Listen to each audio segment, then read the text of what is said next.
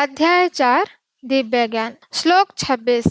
इनमें से कुछ श्रवणादि क्रियाओं तथा इंद्रियों को मन की नियंत्रण रूपी अग्नि में स्वाहा कर देते हैं, तो दूसरे लोग इंद्रिय विषयों को इंद्रियों की अग्नि में स्वाहा कर देते हैं। श्लोक 27। दूसरे जो मन तथा इंद्रियों को वश में करके आत्मा साक्षात्कार करना चाहते हैं, संपूर्ण इंद्रियों तथा प्राणवायु के कार्यों में संयमित मन रूपी अग्नि में आहुति कर देते हैं। श्लोक 28। कठोर व्रत अंगीकार करके कुछ लोग अपनी संपत्ति का त्याग करके, कुछ कठिन तपस्या द्वारा, कुछ अष्टांग योग पद्धति के अभ्यास द्वारा अथवा दिव्य ज्ञान में उन्नति करने के लिए वेदों के अध्ययन द्वारा प्रबुद्ध बनते हैं। श्लोक 29। अन्य लोग भी हैं जो समाधि में रहने के लिए श्वास रोके रहते हैं।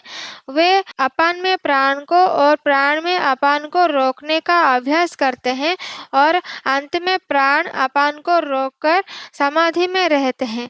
अन्य योगी कम भोजन करके प्राण में ही आहुति देते हैं। श्लोक 30। ये सभी यज्ञ करने वाले यज्ञों का अर्थ जानने के कारण पाप कर्मों से मुक्त हो जाते हैं और यज्ञों के फल रूपी अमृत को चखकर परम दिव्य आकाश की ओर बढ़ते जाते हैं। श्लोक 31। हे कुरुश्रेष्ठ, जब यज्ञ के बिना मनुष्य इस लोक में या इस जीवन में ही सुखपूर्वक नहीं रह सकता, तो फिर अगले जन्म में कैसे रह सकेगा। श्लोक 32। ये विभिन्न प्रकार के यज्ञ वेद सम्मत है और ये भी विभिन्न प्रकार के कर्मों से उत्पन्न होते हैं। इन्हें इस रूप में जानने पर तुम मुक्त हो जाओगे। श्लोक 33। हे परंतप, द्रव्य यज्ञ से ज्ञान यज्ञ श्रेष्ठ है।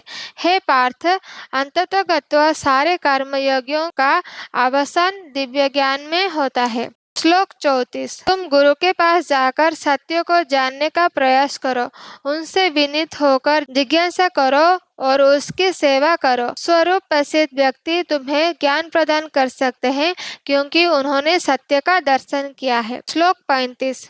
स्वरूप प्रसिद्ध व्यक्ति से वास्तविक ज्ञान प्राप्त कर चुकने पर तुम पुनः कभी ऐसे मोह को प्राप्त नहीं होंगे, क्योंकि इस ज्ञान के द्वारा तुम देख सकोगे कि सभी जीव परमात्मा के अंश स्वरूप है, अर्थात वे सब मेरे हैं। श्लोक 36। यदि तुम्हें समस्त पापियों में भी सर्वाधिक पापी समझा जाए, तो भी तुम दिव्य ज्ञान रूपी नाव में स्थित होकर दुख सागर को पार करने में समर्थ रहोगे। श्लोक 37। जैसे प्रज्वलित अग्नि ईंधन को भस्म कर देती है, उसी तरह हे अर्जुन, ज्ञान रूपी अग्नि भौतिक कर्मों के समस्त फलों को जला डालती है। श्लोक 38।